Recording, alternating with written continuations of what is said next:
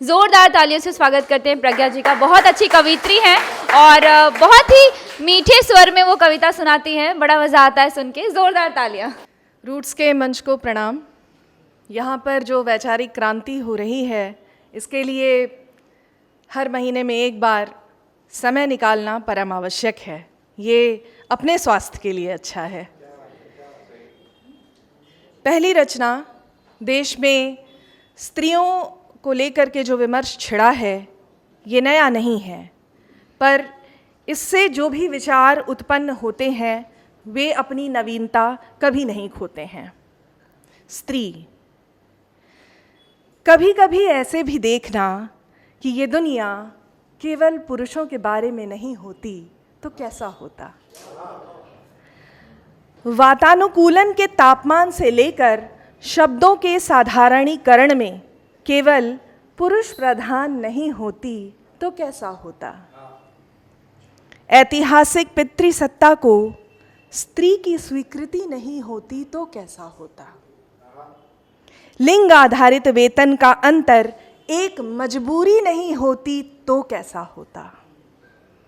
नेता बनने के लिए सौम्यता और मृदुलता त्यागना नहीं पड़ता। सत्ता के गलियारों में बाहुबली निष्ठुर सा होकर उतरना नहीं पड़ता।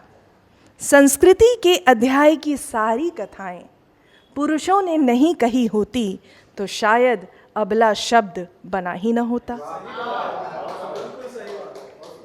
अशिक्षा, भेदभाव, असुरक्षा, समाज की अपेक्षाएं, लैंगिक असमानताएं स्त्री के कंधों पर लदी हुई न होती तो शायद व्यक्तित्व थोड़ा और मुखर होता।